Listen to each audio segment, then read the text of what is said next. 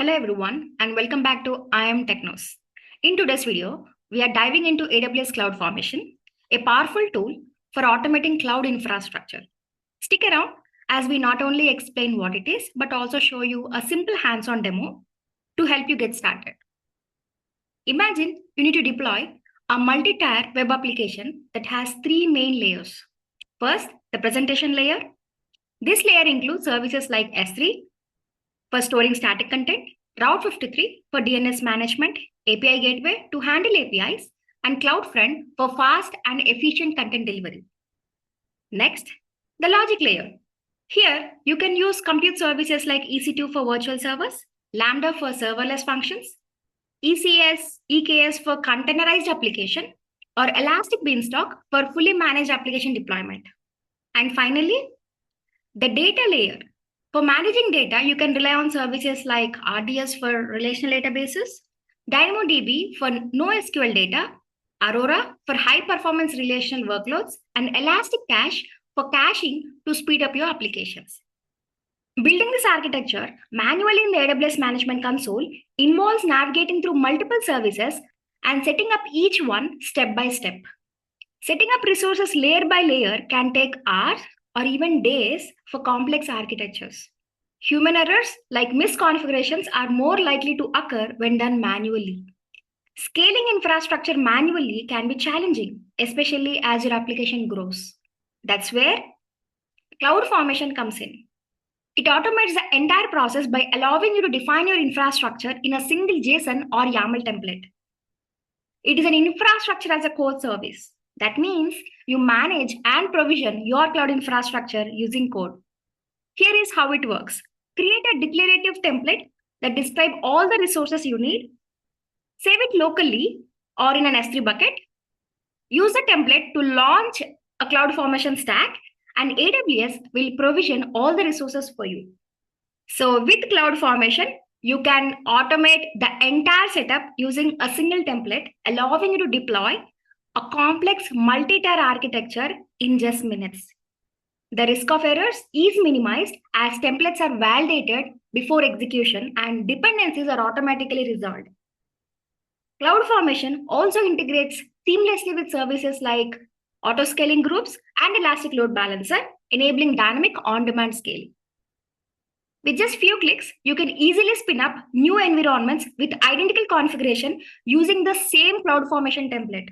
This ensures consistency across your environments, reduces complexity, and automatically roll back changes if any resource fails to deploy. So think of AWS CloudFormation as a blueprint for building a house where you just specify what you need and AWS handles the construction. On the other hand, using AWS CLI scripts or AWS console is like manually building the house step by step, handling each task yourself. Now that you know why CloudFormation is so impactful, we will dive into a simple demo to see it in action. However, before we begin, there are a few prerequisites you will need to have in place. First, you will need an active AWS account. If you don't have one yet, you can sign up at aws.amazon.com. CloudFormation requires access to Amazon S3 to upload your template files. Therefore, you will need the necessary permissions for S3 to upload or pull the template. You also need CloudFormation permissions to create the stack. Now with the permissions in place, let's get started with the hands-on. First, log into your AWS Management Console. Next, create an S3 bucket and upload the CloudFormation template. Once the template is uploaded, create a CloudFormation tag by referencing the template from the S3 bucket. Finally, don't forget to clean up the resources once you're done to avoid unnecessary charges. Now, let's move on to the template itself. Here is the sample CloudFormation template that will create an EC2 instance. Let's break it down step by step. First, we specify the version of the template. This line tells CloudFormation the version of the template format we are using. The date here is the most current version, and it's what AWS expects for passing the template. This is a simple description just to explain the purpose of this template. It tells us that the template will be used to create an EC2 instance. Moving to the most important part, the resource section. This is where we define the actual AWS resources we wanted to create. In this case, we are creating an EC2 instance. So we define a resource called myEC2 instance. The type specifies the type of a resource we are creating, which in this case is an EC2 instance. Under the property section, we define the configuration for our EC2 instance, like the instance type, the ImageId, key pair, security group, and tags. If you don't have an existing key pair or the security group, you will need to create them. Remember, this is a basic template and you can expand on it with more features like elastic IPs, auto scaling, or attaching an IAM role depending on your application. Now that we have got our CloudFormation template ready, let's walk through how to see it in the AWS Management Console to create our EC2 instance. Step 1 is log into your AWS Management Console. Open your browser and go to aws.amazon.com. Sign into your AWS account using your credentials. We will do the hands-on in North Virginia region. Step 2 is creating an S3 bucket and upload CloudFormation template. In the AWS Management Console, search for S3 in the search bar and select the S3 service. Click on Create Bucket button. Enter a unique name for your bucket like I am Technos, CFN templates, and select your preferred region. Leave the rest of the settings as default and click on Create Bucket.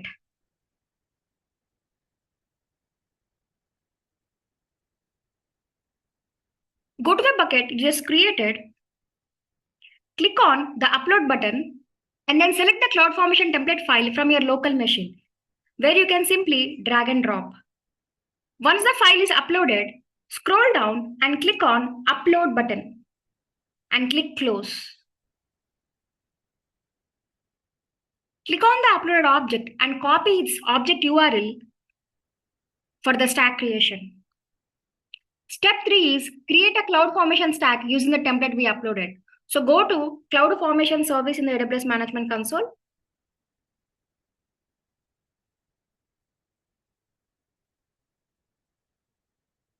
Click on Create Stack and select with new resources. Choose an existing template. Under Specify Template, choose the Amazon S3 URL and paste the URL of the template you just copied. Click Next to proceed. In the next screen, give your stack a name like I am Technos EC2 stack. And you can set the parameters if you have. So some templates may require parameters to be set. In our case, the template doesn't have any required parameters, so you can skip this step. So click Next. You will have the option to configure some additional settings such as tags and permissions. For this example, we can skip these and move forward, but you can adjust them depending on your use case. After that, you will see a review screen where AWS shows you a summary of the stack and the resources to be created. Make sure everything looks good and then click on Submit. AWS CloudFormation will now begin creating the resources defined in your template. You can monitor the progress on the Events Updated tab. The Stack Info tab allows you to provide essential details for your stack, including the stack ID, an optional description, tags, permissions like IAM role. And the Resource tab provides a detailed list of all the resources created as a part of your stack. So going back to the Events tab, once the status changed to Create Complete, it means your EC2 instance has been successfully created. You can now navigate to the EC2 console to see your EC2 instance running.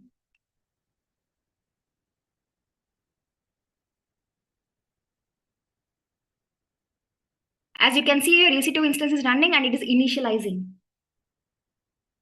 So if you have configured a key pair, you can also SSH into it and start working on your application. And that's it. You have just used CloudFormation to deploy your EC2 instance in few simple steps. The final step is to clean up the resources we created to avoid incurring unnecessary charges. First, delete the S3 bucket where the CloudFormation template is stored. Remember, you will need to empty the bucket first before deleting it.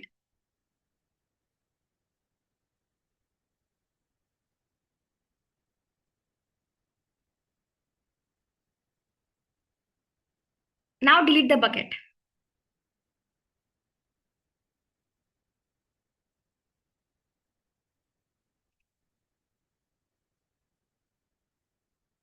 Now delete the CloudFormation stack. This step is simple but powerful. CloudFormation will automatically delete all the resources it created as a part of stack, including the EC2 instance. This ensures your environment is completely cleaned up without leaving behind any resources. If you go back to the stack, you will see the status as delete in progress. After refreshing the page, you notice that stack has been deleted. As a part of stack deletion process, the EC2 instance is also terminated. That wraps up our hands-on session with AWS CloudFormation. If you have any questions or feedback, feel free to share them in the comments below. Thank you for watching and see you in the next video. Take care and happy learning.